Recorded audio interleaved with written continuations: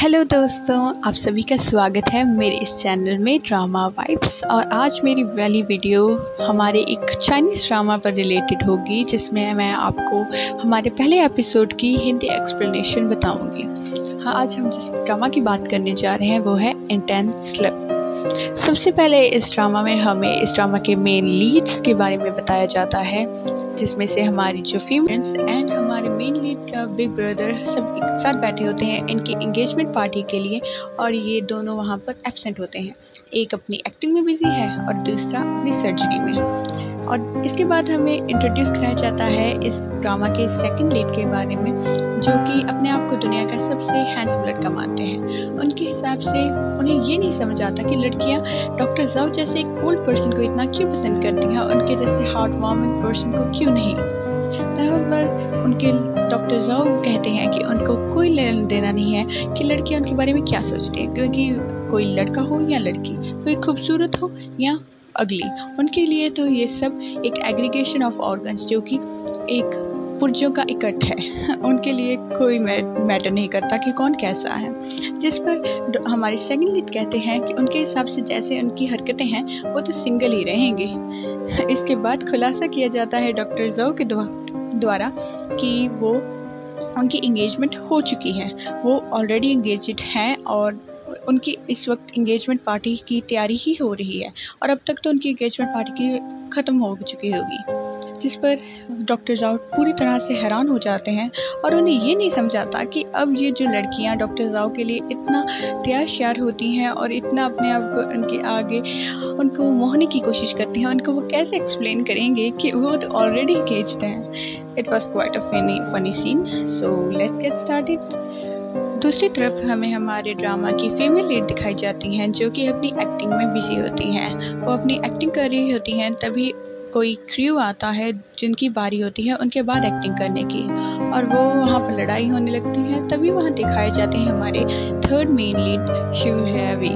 इसके बाद हमें सीन में दिखाया जाता है कि हमारी क्यूट बेबे की मॉम उसे कॉल करती है, जो कि उससे पूछती है कि मैं तुमसे इतनी देर से कॉल कर रही हूँ और तुम मेरी कॉल का जवाब क्यों नहीं देती, तुम्हें पता नहीं था आज तुम्हारी एंगेजमेंट पार्टी है। इस पर उसका जवाब ये होता है कि आपने मुझसे बिना पूछे मेरी एंगेजमेंट रख दी, तो आप ही क्यों नहीं कर लेते हो एंगेजमेंट। नेक्स्ट सीन में हमें दिखाया जाता है कि हमारी बे घर जाने के लिए तैयार हो रही थी, और तभी वहाँ से हमारा थर्ड मेल लीड भाग आता है उसकी गाड़ी की ओर और अंदर बैठ जाता है। वो हैरान हो जाती है, तभी वो इशारा करता है कि उसके फैंस उसे फॉलो कर रहे हैं, इसलिए वो वहाँ से भागना चाहता है। तभी वो दोनों एक साथ वहाँ से चले जाते हैं अपनी गाड़ी में। तब आगे जाकर वो उससे कहता है कि तुम इतनी फास्ट ड्राइव कर रही हो, थोड़ा ध्यान देकर। तभी वो कहती है कि उसने तो एक रेसिंग कार वाली फिल्म की थी जिसमें कि वो एक रेसिंग कार ड्राइवर थी। वो हैरान हो जाता है, फिर वो उसे याद करता है कि हाँ यार, तुमने तो एक फिल्म की थी ना उस नाम की। फिर उसने उसके बारे में बताता है कि तुम कैसे वहाँ पर कैसे तुमने लास्ट सीन परफॉर्म किया और क्या क्या था उसमें। वही यहाँ पर कहती है कि लास्ट सीन तो सारा एक स्टंट मैंने परफॉर्म किया था, मैंने तो वहाँ से गाड़ी से बाहर निकलने वाली शूटिंग की थी। वो तभी डर जाता है। एकदम आगे से एक गाड़ी आती है जिसके कारण उसकी जो है एक्सीडेंट हो जाता है। इस एक्सीडेंट में उसकी हेड इंजरी हो जाती है और वो उसे जल्दी से जल्दी हॉस्पिटल लेके जाया जाता है। और क्या किस्मत है भाई, वो तो सीधा ही हॉस्पिटल भी अपने डॉक्टर जो के पास जाती है। वो वहाँ पर पहुँच जाती है और वहाँ पर डॉक्टर जो ही उसके अटेंडिंग डॉक्टर होते हैं, जो कि उसे एमरजेंसी ट्रीटमेंट प्रोवाइड करते हैं और उसकी एमरजेंसी सर्जरी की जाती है। उस सर्जरी के बाद वो काफ़ी हद तक रिकवर हो चुकी होती है। तभी उसे अपनी डी, जो कि हमारी इस ड्रामा की सेकंड में फीमेल लीड है, वो उसके साथ बैठी हुई दिखाई देती है। वो हमारी जो फीमेल लीड है वो उसे बताती है कि उसने उन खूबसूरत आँखों को देखा।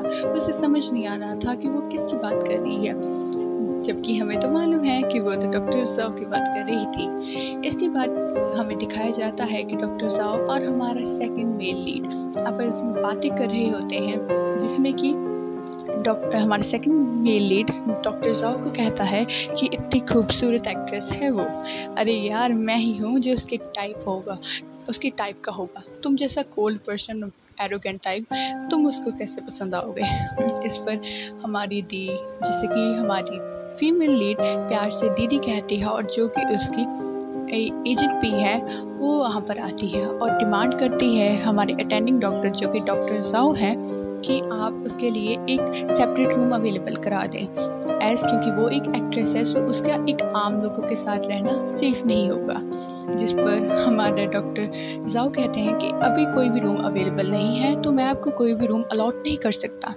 इसके बाद हमारा सेकंड मेल लीड भागा भाग आ गया था, अरे यार मैं कर देता हूँ ना आपकी मदद। वो जल्दी से उनको एक सेपरेट रूम अलॉट कर देता है और वहाँ पर हमारी मेन लीड को शिफ्ट कर दिया जाता है। इसके बाद हमारे सेकंड मेल और फीमेल लीड आपस में कुछ बातें करते हैं और उसके बाद उसे हमारी दी वहाँ से बाहर निकाल देती है। उसके बाद दिखाया जाता है कि डॉक्टर जाओ अपने इंटरनेट पर कुछ पिक्स देख रहे थे जो कि थी सू जिन बे की, जो कि है हमारी फर्स्ट मेन फीमेल लीड। उसके बाद डॉक्टर जाओ से हमारे सेकंड मेल लीड पूछता है कि आप कब से गॉसिप फिल्म्स देखने लग पड़े और कब से आप एक्ट्रेसेस के बारे में जानकारी इकट्ठी करने लग पड़े। आप भूल मत जाना कि आप इंगेज्ड हैं। जिस पर हमारे डॉक्टर जाओ कहते हैं मैं इसी के साथ इंगेज्ड हूँ, यही है मेरी फियांसे। जिसे सुनकर हमारा सेकंड मेल लीड काफ़ी शॉक दिखाई देता है। इसके बाद दिखाया जाता है कि डॉक्टर जाओ राउंड्स कर रहे होते हैं, तभी उन्हें वीआईपी रूम दिखता है जहाँ पर हमारी सू जिन बे रेस्ट कर रही होती है। जब वो उसे देखने जाते हैं तो वो आराम से लेटी होती है। जब वो वापस आने लगते हैं तभी वो देखते हैं कि हमारी सू जिन बे दर्द से चिल्लाती है। वो उसको देखने जाते हैं और तभी वहाँ पर सू जिन बे को उसी लड़के की झलक दिखाई देती है और वो एकदम से उसे किस कर देती है, जिससे हमारी सू जिन बे तो टोटली बेहोश थी। लेकिन हमारा डॉक्टर जाओ बुरी तरह से ऑकवर्ड फील करते हैं और पूरी तरह से घबरा जाते हैं। इसके बाद नेक्स्ट सीन में दिखाया जाता है थर्ड मेल लीड अपने घर जाता है और उसके हाथ पर चोट लगी होती है। उसके मन में वही एक्सीडेंट का सीन बार बार आ रहा होता है। जब वो न्यूज़ चलाता है तो वहाँ पर भी उसी एक्सीडेंट का जिक्र किया जाता है। इसके बाद हमें नेक्स्ट मॉर्निंग का सीन दिखाया जाता है जहाँ पर सू जिन बे को होश आ जाता है और वो खड़ी होकर रोने लगती है कि कहीं उस सर्जरी के कारण उसे के सिर पर कोई निशान न रह जाए, जिसके कारण वो उसकी खूबसूरती पर कमी आ जाएगी। जिस पर उसकी एजेंट दी उसे विश्वास दिलाती है कि ये तो एक छोटी सी सर्जरी थी, इसका कोई निशान नहीं रहेगा। इसके बाद उसे वो मास्क दिखाई देता है जिस पर कि उसकी लिपस्टिक का निशान था। उसी वक्त उसे याद आता है कि कल तो उसने अपनी फर्स्ट किस गवा दी। उसने एक लड़के को अनकॉन्शियसनेस में किस कर लिया और उसे लगता है कि उस लड़के ने उसे किस किया होगा और इसीलिए उसने अपनी डी जो कि उसकी एजेंट है को बताया कि उसने अपनी फर्स्ट किस कैसे गुमा ली।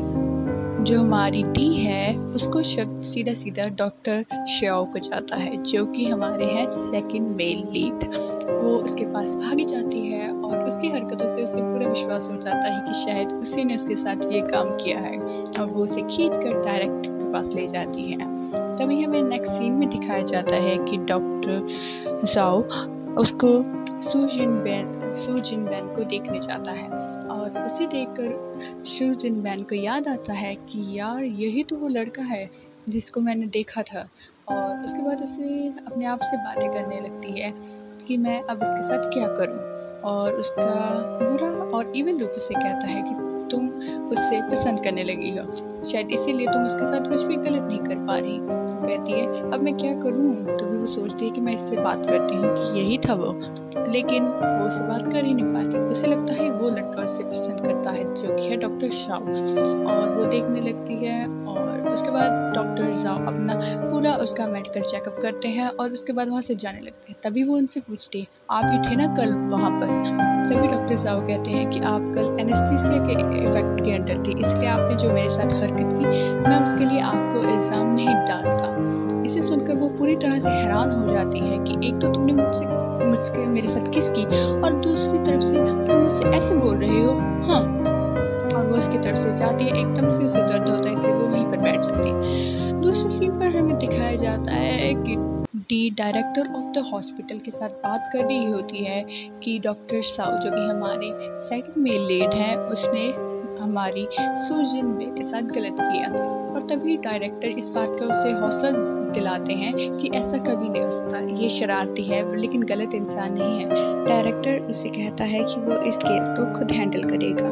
इसके बाद डी वहाँ से चली जाती है और सू जिन बे के कैबिन में आती है। तभी वो उसकी तरफ एक पिलो फेंकती है, जिसे देखकर डी काफ़ी घबरा जाती है और वह कहती है, एक तो मैं तुम्हारे लिए लड़ रही हूँ और दूसरी तरफ तुम मेरे साथ ऐसा बिहेव कर रही हो। उसी की बात पर हमारी सू जिन बे जवाब देती है कि उसे लगा कि कहीं वो डॉक्टर फिर से आ गया। पूछती है, कौन सा डॉक्टर? वो कहती है, वही जिसने मेरे साथ कल किस किया था। वो हैरान हो जाती है और कहती है, वो यहाँ पर था? वो कहती है हाँ। इसके बाद हमारी दी को एहसास होता है कि अरे यार, उसने तो डॉक्टर शाह पर गलती से शक कर लिया और उसके साथ गलत किया। जब वो बाहर जाती है तभी उसकी टकरार डॉक्टर शाह से फिर से हो जाती है। वो उससे माफ़ी मांगती है और उसके बाद हमें नेक्स्ट सीन में दिखाया जाता है कि सू जिन बे को उसकी मॉम का कॉल आता है और वो उससे कहती है कि तुम कहाँ हो और कैसी हो। मुझे तो इंटरनेट की मदद से पता चला कि तुम्हारे साथ एक्सीडेंट हुआ है। इसी पर वो कहती है कि अब मैं ठीक हूँ, मेरी छोटी सी सर्जरी हुई है और अब मैं बिल्कुल ठीक हूँ और कुछ ही दिनों में मुझे डिस्चार्ज भी मिल जाएगा, इसलिए आपको यहाँ पर आने की कोई ज़रूरत नहीं है। बातों ही बातों में उसकी मॉम उससे कहती है कि तुम क्यों ना शीजन के पास चले जाओ, जो कि हमारे डॉक्टर जाओ ही हैं, कि वो एक बहुत ही ब्रिलियंट सर्जन है और वो तुम्हें अच्छे से देखभाल कराएंगे। वो देखती है कि ये नाम तो कुछ जाना पहचाना लगता है और उसके बाद अपने अटेंडिंग डॉक्टर का नाम देखती है, जो कि डॉक्टर जाओ ही होते हैं और वो बुरी तरह से हैरान हो जाती है।